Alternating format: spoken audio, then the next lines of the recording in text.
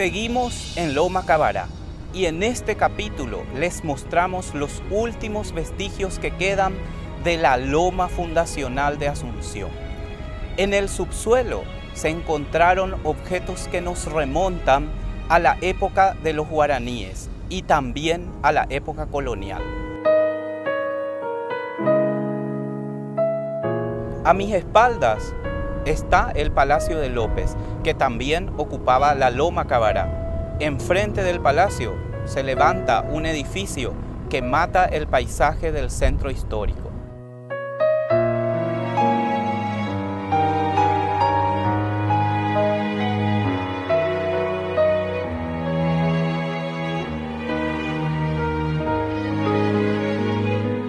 Bueno, mi nombre es Enrique Bragairac, soy arqueólogo, hace más de 30 años que trabajo en Paraguay. Mi primera experiencia fue con las reducciones jesuíticas de Trinidad y hoy, después de muchos años de trabajo, estoy en Asunción estudiando un poco lo que sería una secuencia cronológica a partir de excavaciones arqueológicas, específicamente en la Loma Cabará.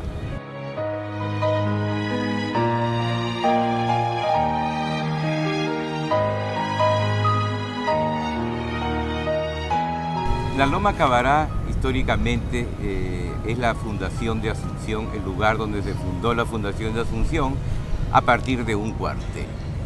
Es un área, digamos, importante, pero que ha sufrido muchas modificaciones en el tiempo. Ha habido incendios,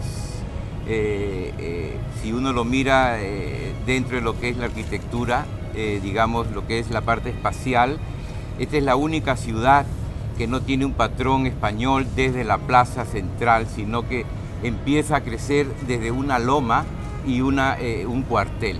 Por eso después, posteriormente, cuando hay el nuevo trazado, se construye el patrón de la plaza central y se construyen los edificios administrativos, como lo podemos observar en otro lado, ¿verdad? Pero en sí la loma es, digamos, un punto de inicio de lo que sería la fundación de Asunción. En realidad la mención hacia las 7 colinas yo la veo más ligada como un romanticismo de finales del siglo XIX, donde busca trazar un paralelismo, hacer una semejanza entre Asunción con alguna ciudad importante, que en este caso es Roma, ¿verdad? Entonces buscarle una similitud a Asunción con una ciudad dentro del orden de las renombradas capitales civilizadas de Occidente, ¿verdad? Eso desapareció, se rellenó con los escombros que quedaron de la ciudad cuando enderezó el doctor Francia, me comentaron, en la época de los López. Sí, yo creo que la mayor transformación de la ciudad, por supuesto que fue con Francia, con esa rectificación, sí, ¿verdad? Sí. En forma de damero, que también tiene sus críticos, pero que también tiene sus razones. Para un poder que tenía que tener control, ¿verdad? Sí, sí. Ya sabemos, ¿verdad? Las características de Francia, ¿verdad? Sí, sí. De poder, digamos, asegurar la independencia a toda costa, a toda costa. Es muy difícil, sería, digamos, contraproducente que yo te pueda decir tiene una superficie de tal, ha sido modificado, y por eso también es importante los estudios e investigaciones arqueológicas para poder determinar también cómo es su sitio. Existen dibujos de ellas, ¿verdad? Los planos muy poco te indican, pero desde la arqueología, digamos, se podría ir construyendo más o menos cuál sería el territorio real un poco de la loma. Lo que sí sabemos de la loma es que estaba junto a una laguna, conocida como la Laguna de los Patos o el Riachuelo, que era su límite. Y que para eso el tema de la seguridad, del control era como importante. Bueno, la rectificación no solo tenía que ver con las ideas europeas de las cuales Francia se había nutrido, ¿verdad? Sí, sí. Sino que tenía que ver con una cuestión práctica. Exacto. De poder controlar con un solo vistazo 6, 7, 8 cuadras para arriba, para abajo. O sea, el control sobre el ciudadano tiene que ver también con esa rectificación, y ahí se hicieron los rellenos y se sacaron muchas, por supuesto, desapareció gran parte de la Asunción colonial. Ajá. Con esa rectificación. Y se salvan algunas ciudades. Sí. Resulta que esas intrusiones magmáticas tienen otra vez los fluidos hidrotermales que otra vez calcinaron los suelos alrededor, ¿verdad? O sea, se produce algo muy interesante. Hay una intrusión magmática que es basalto normalmente, ¿verdad? Y esas intrusiones magmáticas calcinan el suelo alrededor, que eran las arenas, y convirtieron en areniscas. O sea que muchas veces uno hace un sondeo y aparece una arenisca y por debajo está el basalto. Lo primero que me llamó la atención, ¿verdad?, es definir el límite de la loma, ¿verdad? Porque la ciudad ha ido creciendo, ¿verdad? Y todo lo que es los desmontes de antes, digamos, las casas derruidas, por el cambio del patrón arquitectónico, porque sucede aquí algo muy importante después de 1821, que es el único mapa que tenemos que nos indica el nuevo trazo urbano. Al hacer el nuevo trazo urbano, los arroyos, acequias y todo cambió. Entonces, como era una loma, ¿verdad?, con pendientes fuertes, cambia, desaparece arroyos que tenían una función, ¿verdad? Se comienza a tapar la laguna de los Patos para poder ganar terreno, ¿verdad? Pero quedaron evidencias mínimas, lo que nos lleva a poder intentar construir un pasado. Pero es por la intrusión misma que originó esa elevación de la superficie y crearon las colinas, pero es por ese motivo. Hay documentos de Pucineri que cuando se hizo el Hotel Excelsior encontraron debajo del Hotel Excelsior restos de un puerto. Entonces la laguna de los Patos, digamos, llegaba hasta ese lugar donde estaba el riachuelo, ¿verdad? Y eso te lo dice la evidencia arqueológica. O sea, entonces de ahí tenemos otros datos y también te dice de que los barcos no quedaban acá, sino que entraban, ¿verdad?, a la laguna de los Patos porque tenía más de 5 metros de profundidad. El momento que tenés esos NEC, que se llaman, esas intrusiones, en el medio de las elevaciones queda la zona por donde circula el agua. Entonces, sobre todo en la ciudad alta, en la ciudad primaria, digamos, Asunción, que Estados Unidos hasta el centro, ¿verdad?, hasta Colón más o menos, en esa zona está muy concentrada esas famosas 7 colinas y teníamos elevaciones y descenso, y ahí teníamos los antiguos paleocauces. O sea, tiene mucho que ver, mucho que ver. Entonces, eso es lo que estamos, digamos, tratando de ver cómo era y cómo se perdió también, y lo poco que queda de evidencia para, en base a eso, generar una secuencia cronológica que no la tenemos, porque no hay nada escrito.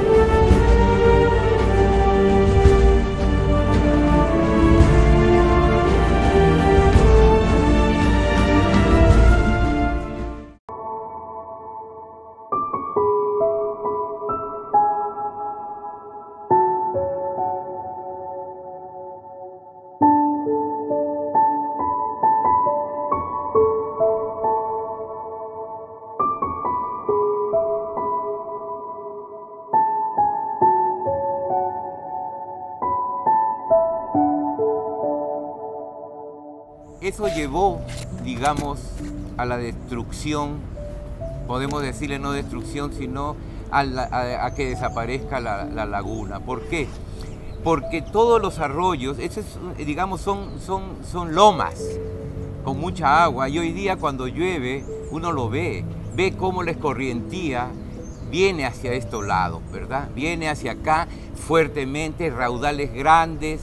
Bueno, esos raudales grandes que antes tenían un fin, llegaban a la laguna. Hoy en día, al no tener eso, se vuelven, digamos, al no estar bien canalizados los niveles, los drenajes, se vuelve un peligro para la ciudadanía. Pero independientemente a esta mención que hace Manuel Domínguez, o que las hace, creo que las hace también Héctor Francisco Ecut, en sus primeros libros manuales sobre geografía del Paraguay del siglo XIX.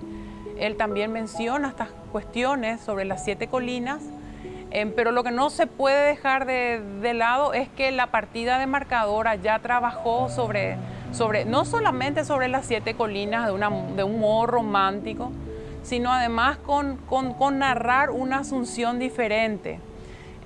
Por ejemplo, cuando Robertson estuvo en el Paraguay durante el gobierno del doctor Francia, él había sido testigo de cómo Francia, en el momento de limitar las calles de Asunción o de trazar una Asunción como calle, cuando uno ve los planos de Azara, uno se da cuenta, de Azara, de Ramón de César, uno se da cuenta que Asunción no tenía calles trazadas. Lo primero que hice fue ver cuál era la diferencia de nivel entre la loma, el río, lo que dice la historia, los documentos, las investigaciones de profesionales del área, ¿verdad?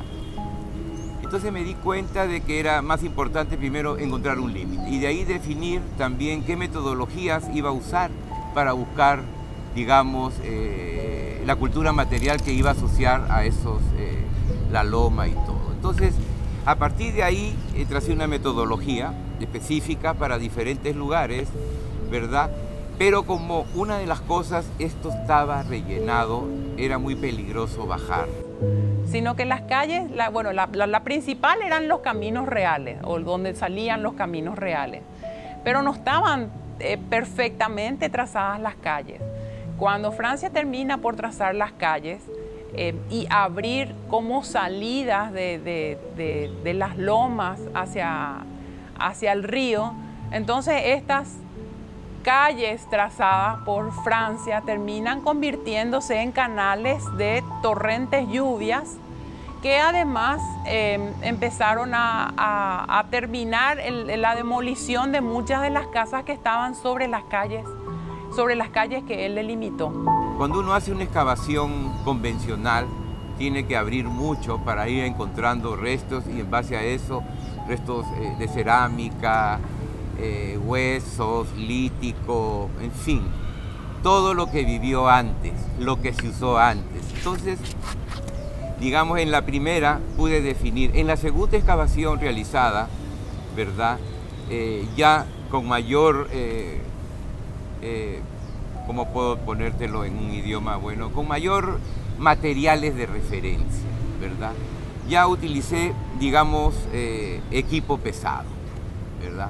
Porque la diferencia que hay de relleno, ¿verdad?, de lo que era la base de la loma, ¿verdad?, hoy en día tiene como 5 metros de relleno. Entonces, hacer excavaciones arqueológicas en rellenos es muy peligroso porque es un terreno que puede caer. Entonces se usó, digamos, maquinaria que es, digamos, piloteras que excavan cada metro. Entonces cada metro se fue sacando, estudiando cada metro para poder tener ya definitivamente un control estratigráfico, sistemático, georreferenciado, para poder jugar con niveles.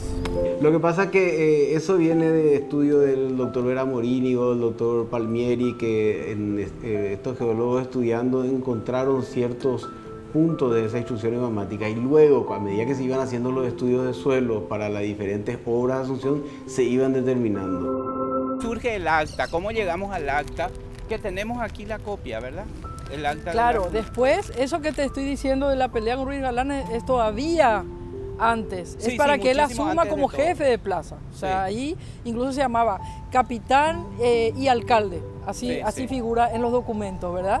Digamos, era una autoridad, qué sé yo, pero todavía se estaba en eso.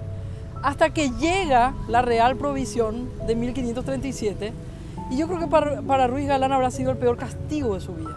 Porque él, después que lo apresó, después que lo vejó, después de todo lo que lo maltrató a Irala, y se fue más o menos así, bueno, como que me voy a atender nomás a Buenos Aires en mis asuntos, y se fue, llega y se encuentra con el veedor Cabrera en Buenos Aires, llegadito, fresquito de Europa, con la Real Provisión del 12 de septiembre de 1537, o sea, ya era... Primero, las curiosidades que yo puedo comentarte que hemos encontrado es evidencia de lo que sería la cerámica guaraní. Cerámica guaraní porque existe un horizonte tupí guaraní específicamente que, digamos, en otros países se viene estudiando. Nosotros muy poco hemos avanzado, se han relacionado los diseños, las formas. Entonces podemos Decir que hoy en día podemos hablar de una secuencia cronológica muy específica, que es que viene la cerámica guaraní o tupí guaraní. Yo no podría decirte claramente si es Cario, si es Payaguá. Hay todavía para mí ciertos vacíos y no podría aventurarme, esto es esto, hasta que yo no encuentre una referencia que me relacione bien el horizonte, el diseño más que todo. Estratigráficamente ya lo tenemos claro. Y le dice, me tengo que ir tengo órdenes para mostrar esto a los vecinos, así que vamos a Asunción. Y como Cabrera no iba a llegar solo, se lo trae, le dice acompáñeme, y el otro tenía más jerarquía, o sea, le tenía que hacer caso. Entonces Cabrera, Ruiz Galán regresa, ¿verdad? Vienen llegando acá unos bergantines y bajan de vuelta. Ruiz Galán, me imagino con qué cara, porque con qué cara le iba a mirar a todo el mundo, ¿verdad? Ya que Irala era el nuevo, y viene este señor Cabrera para un poco investigar la situación. Entonces luego tú tienes una secuencia guaraní, luego tienes una secuencia de ocupación del espacio, pero ya, digamos, una tradición guaraní, pero colonial, ¿verdad? Y se nota en las formas, se nota en otros elementos, y también se nota hasta qué periodo existió eso hasta que llegó el torno, porque el torno no existía acá. Pero también tiene que ver, digamos, con la geografía del sitio y la importancia que se le dio al construir una plaza central con el cabildo, con todo. Entonces ya era otro tipo de demanda, la economía era otra. Entonces de ahí tú tienes que luego de la cerámica tupí guaraní tienes muy poca cerámica española encontrada, eso lo puedo decir ahora, ¿verdad? Muy poca, 1 o 2 pedazos, digamos, de bacines, específicamente de bacines, ¿verdad? Y después tienes un horizonte muy claro de cerámica inglesa netamente. Y le toma declaración a todos. Ya. Le toma declaración a todos y declara él, con toda la investidura que él traía, definitivamente es Irala el que tiene que quedar como sucesor, porque en la Real Provisión decía claramente que si Mendoza, don Pedro de Mendoza, ¿verdad?, no hubiera dejado sucesor, hay que respetar al sucesor. Pero que si a la vez ese sucesor desapareciera o no regresara o lo que fuera, fue el caso de Ayolas. Ajá. Y si hubiera dejado un sucesor, y ahí todos declararon que sí, ajá, que había dejado sucesor.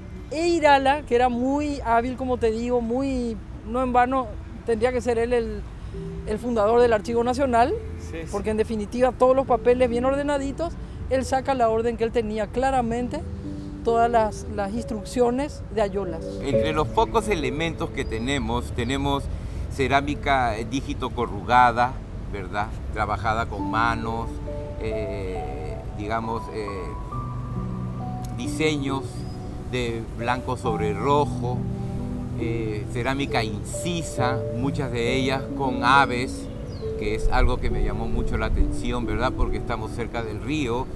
Entonces, y de ahí tienes elementos líticos también, raideras de uso, ¿verdad?, para diferentes usos domésticos y de defensa personal. Es por definir todavía bien preciso, ¿verdad?, entre lo que sería la cultura material encontrada. Encontramos muchas fichas de juego, ¿verdad?, en las excavaciones, lo que nos llamó la atención también, porque teníamos referencia de eso en unas excavaciones de Argentina, donde la arqueología urbana ha avanzado muchísimo. Nosotros estamos, digamos, de a poco empezando esto, ¿verdad?, y tiene cerámica holandesa, cerámica alemana, pero lo que mayor abunda es, digamos, las botellas de grés de cerveza y las botellas de ginebra. Eso es, digamos, y en el informe que voy a pasar como para que ustedes lo vean, van a ver que, digamos, en la parte de números, lo que más abunda es las botellas de cerveza y de ginebra.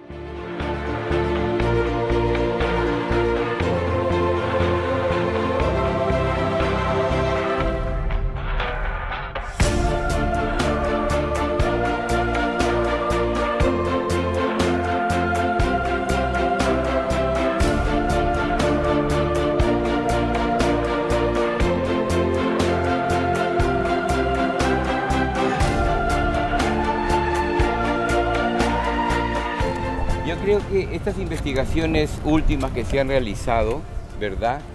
Tienen un componente social fuerte, pero también un compromiso de la empresa que estaba a cargo de esto, porque también tienen arquitectos, tienen ingenieros, tienen diferentes especialistas que ayudaron en este proceso a ver cómo quedaba todo, ¿verdad? Pero permitieron, digamos, que se hagan las investigaciones arqueológicas en los tiempos y formas correctamente. Ajá. Entonces eso es este informe que tú lo vas a ver, lo vas a valorar, porque si no esto se hubiese hecho así, diciéndole no hay nada, pero esta empresa tuvo el compromiso. Entonces podemos llamarle como un compromiso público-privado, donde estaba, digamos, el Congreso, la Secretaría Nacional de Cultura y la empresa sentados discutiendo en lo que es aspectos culturales. Itasá. Ahí vas en el informe que te voy a enviar, ¿verdad? Vas a ver. Entonces, imagínate allá, una obra donde se está construyendo, digamos, el estacionamiento en un lugar que era, digamos, relleno puro, pero también ahora, si uno lo ve desde la parte de otro tipo, te marcó el límite de la ciudad, porque está fuera de la ciudad antigua. Claro. Entonces, si uno entra por acá, acá tiene la loma, ¿verdad? Y eso está sobre el lecho de lo que sería Allá vemos la Loma Cabará. Este es otro emprendimiento también público-privado, donde también hubo una conciencia de preservación y se modificó, digamos, todo para lograr, digamos, que quede el último vestigio de la Loma Cabará está en la biblioteca. Entonces, como lugar de cultura y todo, yo creo que es importante que podamos llamar la atención a la gente que puede venir y ver eso. Ahora se está pensando en hacer una exposición, digamos, de los materiales en la biblioteca para que la gente también entienda, digamos, qué hay acá, ¿verdad? Entonces,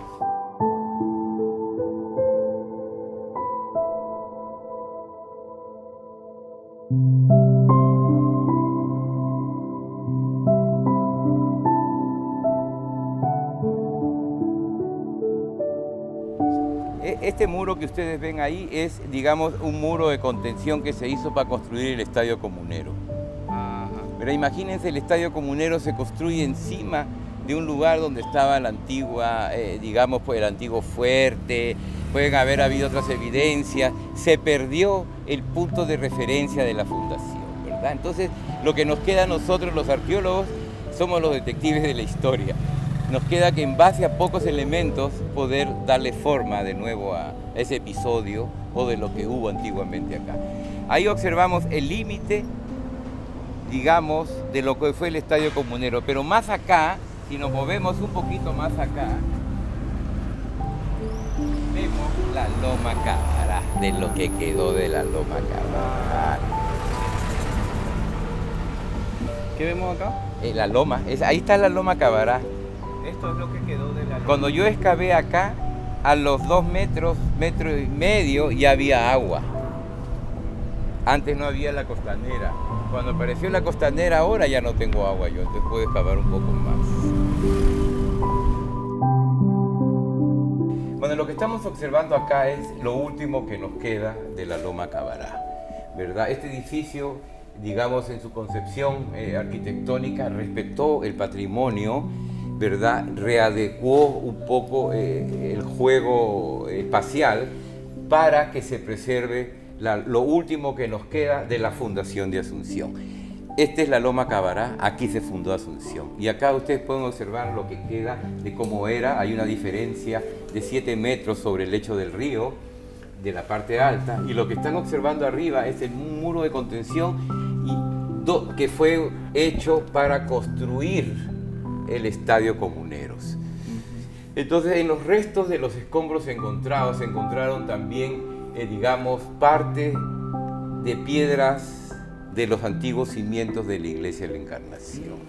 Entonces, era de otros materiales, pero piedras muy grandes deben estar por ahí guardadas, seguro.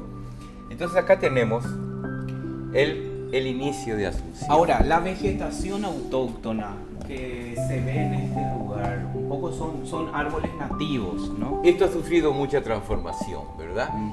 Muchas veces cuando lo que primero te viene, digamos, son los árboles nativos que están adecuados a esto, pero hay muchas especies introducidas. El jardín que vemos acá es una recomendación también de estas plantas para que se evite el desmoronamiento de la loma, ¿verdad? Sí, entonces, la flor allá, ahí, con los coralitos, allá hay otro, un montón ahí. y ahí se ve la loma, es ¿Viste la loma? ¿Bien? Sí. Este es el patrimonio tuyo, ¿ya? Este es el patrimonio de todos. Este es el patrimonio del mundo. Este es la Fundación de Asunción.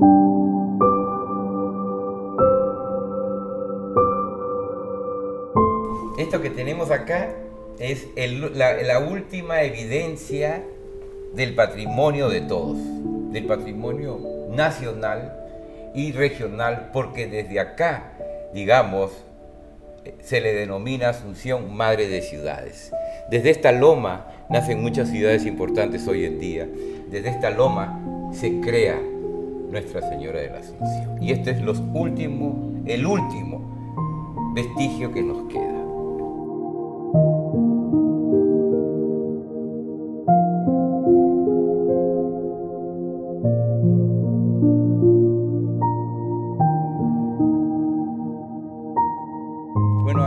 Ese edificio que vemos nosotros frente casi a Palacio no debió pasar la altura, digamos, de la bandera o de la punta del patrimonio más importante, porque así le quita jerarquía. Aparte hay normas internacionales que te indican, digamos, cuando trabajas en un sitio como el casco histórico, un casco histórico tiene que ceñirte a ciertas normas paisajísticas y visuales. Y eso nos llama la atención.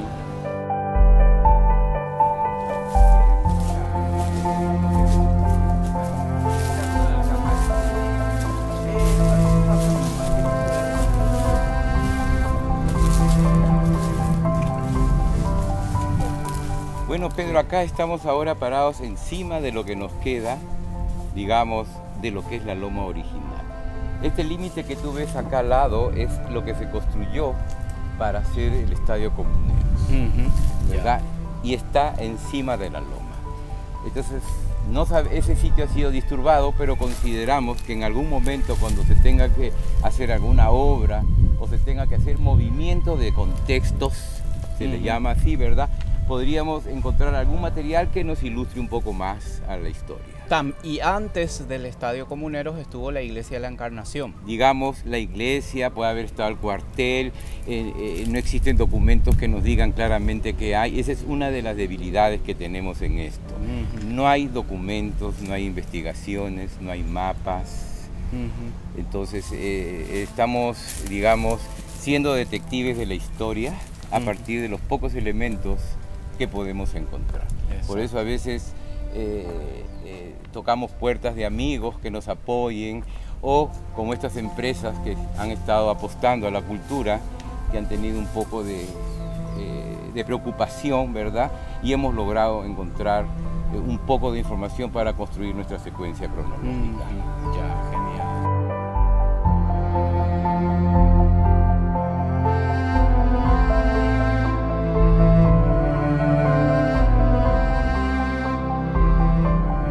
Lo que podemos observar acá, ¿verdad?, es la Loma Cabará. Esto que vemos acá al frente es el último relicto, llámale, que queda de lo que fue antiguamente la Loma Cabará. Ahora, ¿esta loma llegaba hasta el actual Palacio de Gobierno? El Palacio de Gobierno, digamos, está casi encima de la Loma Cabará. Si nosotros volteamos y hacemos un giro de nuestra vista así, vemos el Congreso Nacional. Sí. Pero el Congreso Nacional, la mitad del Congreso Nacional, si lo vemos en Asunción prehispánica, la mitad no existía y está ahora sentada encima de lo que era la Laguna de los Patos.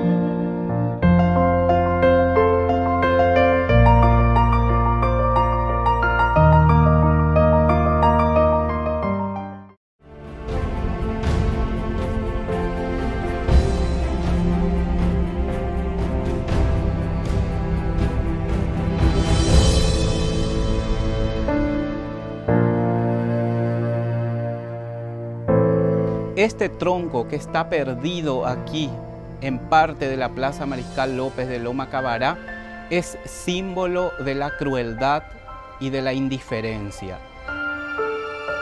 Símbolo de una crueldad contra el medio ambiente en los años 70 cuando fue talado y regalado al dictador Alfredo Stroessner. Este tronco lo deberían ver las generaciones futuras para tomar conciencia de lo que alguna vez fueron los lapachos de los bosques de Caaguazú y San Estanislao. Esto representa el tamaño que tenían esos gigantescos árboles y en su momento este rollo pesaba 35.000 kilos.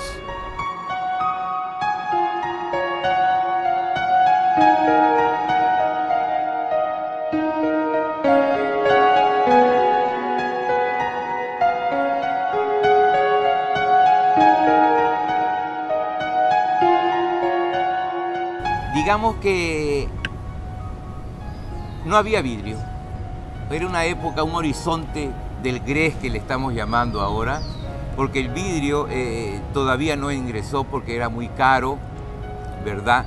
En los barcos se rompía, ¿verdad? El vidrio, pero las botellas de grés, digamos, inglesas, uno lo puede ver que ha sido reutilizado en el tiempo. Hay, digamos, comentarios escritos que llenaban con agua caliente y lo usaban para cuando uno estaba enfermo. O sea, tenía 1000 usos. Era una cerámica muy fuerte que no se rompe así nomás. Sí, totalmente.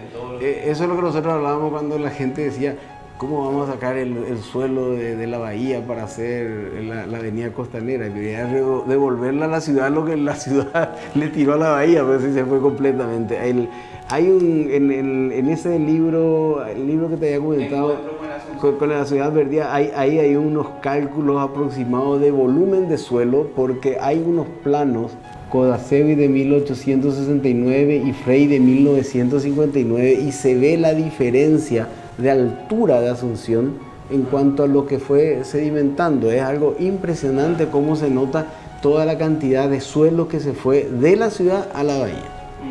Y de esas nuestras colinas que se fue arrastrando suelo hacia la bahía, ¿verdad? Asunción nace desde una loma con un cuartel.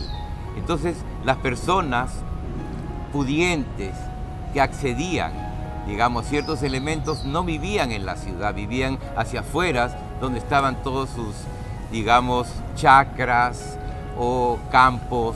Entonces, yo creo que cuando se pueda lograr identificar claramente esos lugares, vamos a encontrar muchos elementos que van a poder apoyar una secuencia cronológica real. Si uno excava hoy en día Asunción, ¿verdad?, va a encontrar muchas cosas, pero ¿qué sucede con una zona, verdad?, que todo esto se niveló desde 1821? Entonces, todas las casas eran de madera, eran con horcones, las escorrientías las hacían caer, todo se caía, luego habían incendios, y bueno, toda esa historia está en lo que sería la Laguna de los Patos. Todo eso fue a parar ahí.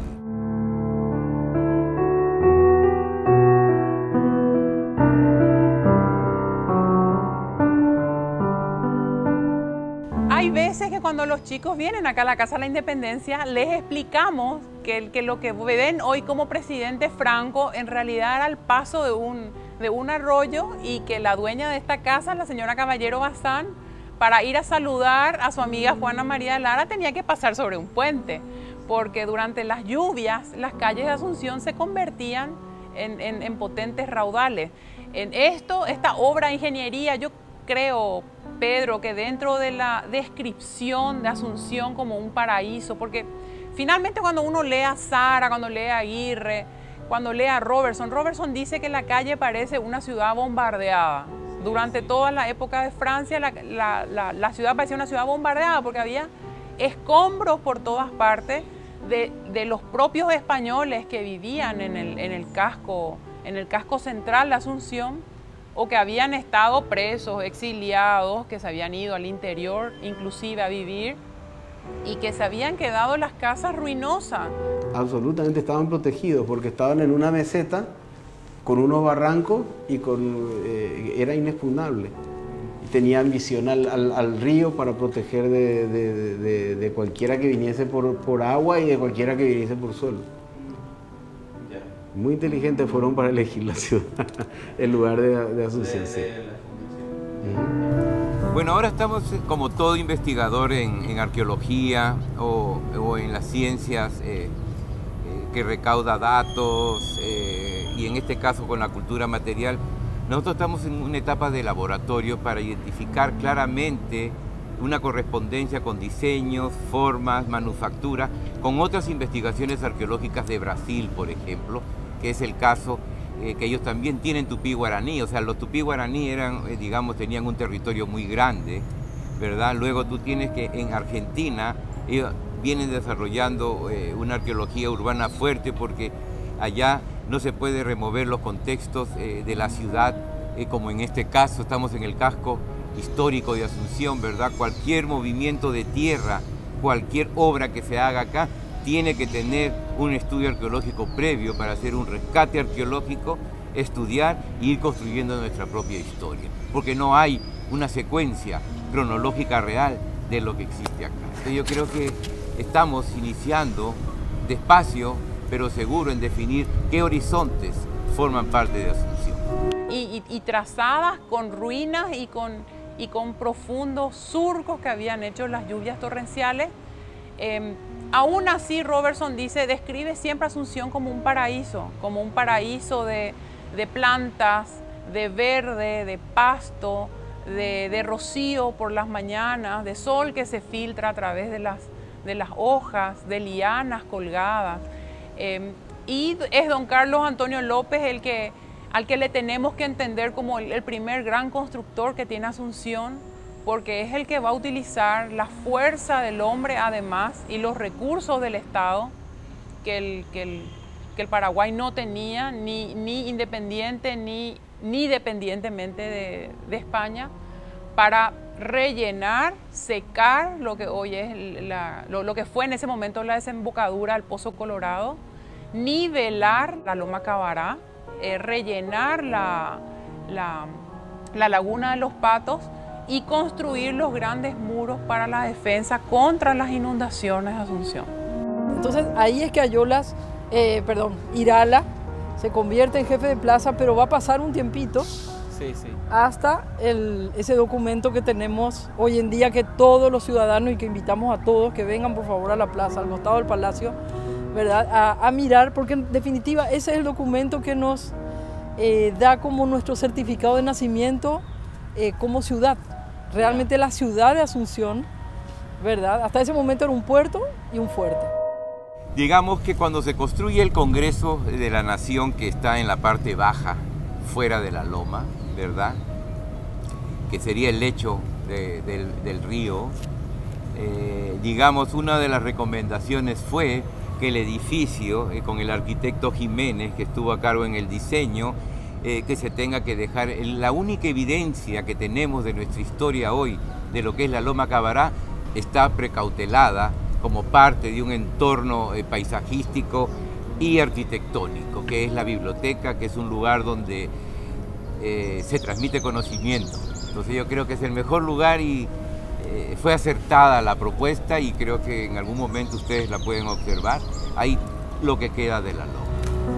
Ese documento es el acta de la votación que se hizo. Ya. Y ese acta, después lo podemos mirar, es muy linda el documento, porque incluso habla de cuando llaman a un niño de quien se presumía inocencia para que introduzca la mano en un cántaro, que era un cántaro indígena, ¿verdad? Era como las urnas, esa funeraria. Era un cántaro de barro y adentro estaban todos los nombres que había que ir, que los vecinos habían votado, ¿verdad? Entonces adentro estaban los nombres. Entonces, por eso te digo, es un documento que tiene como ese valor fundacional, y también creo que es un documento que todos deberíamos conocer, porque a nadie se le ocurre que... Y que está aquí en la Loma Cabará. Que está aquí en la Loma Cabará. Primero, la ciudad ha sufrido muchos cambios, ¿verdad? muchos cambios en el sentido desde las calles asfaltadas o empedradas, ¿verdad?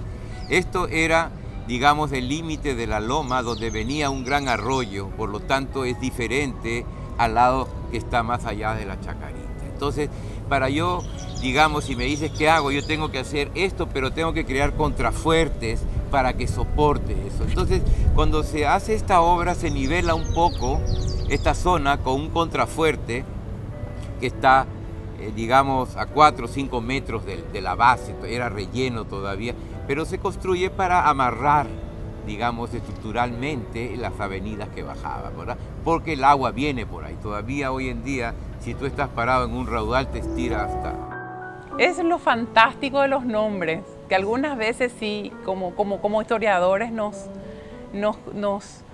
interroga acerca de los nombres que le dan propiamente las personas y los habitantes. Esa iglesia sí fue instalada después del incendio por causa de una vela que había quedado encendida en el pesebre en la antigua iglesia de la Encarnación, que, bueno, después donde se levantó el estadio comunero. Por otro lado, también eso cambia los arroyos y el Caracará y otros, ¿verdad? Porque antes no existía la bahía, ¿verdad? La bahía de Asunción es una formación, digamos, que se da por los cambios en los pulsos de agua, porque los arroyos ya no llegaron. Entonces se comenzaron a crear, digamos, sedimentos, y así se configura un poco mejor lo que es hoy día la reserva Banco San Miguel, Bahía de Asunción, que es un área protegida. Es anterior, ya la llamaban Loma Cabará anteriormente. Haciendo, claro, pensamos en una cabra, ¿no? Exacto, pero sí. ¿Y qué tantas cabras había en ese momento, verdad? Que trajeron los españoles. Sí, pero bueno, son una de las cuestiones interesantes para preguntarnos, además, como asuncenos, el nombre de nuestros lugares. Pero acuérdate que estamos hablando Loma Cabará. Sí, Cabra. ya, claro, Cabra. las cabras que trajeron los españoles. Por eso, o sea, evidentemente no es un nombre anterior, Ya, no ya. un nombre indígena, ¿verdad? Ya. O sea, Loma Cabará fue con el uso después ya hispano-guaraní. Exacto, sí. Sí. O sea, nosotros hoy día estamos parados en un corredor biocultural, llamémosle así porque tú tienes la bahía de Asunción hoy en día y tienes, digamos, que forma parte de la cara de la ciudad, pero también tienes un casco histórico delimitado, protegido. Entonces eso te da también pie a que se pueda tener herramientas para trabajar en la parte legal, en la parte técnica.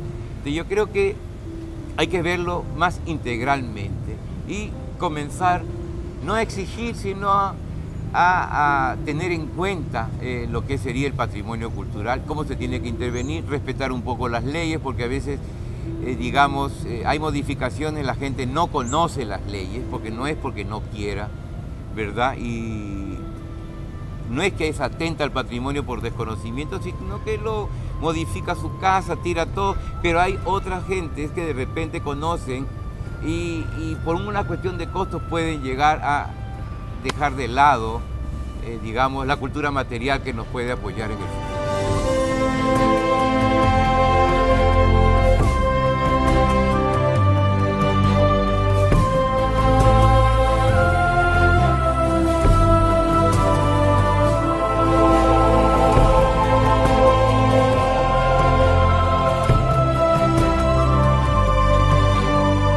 Y así hemos concluido nuestro recorrido por una de las 7 colinas de Asunción, la primera donde se fundó la ciudad, la Loma Cabará. Les esperamos el próximo fin de semana para conocer otra de las legendarias colinas.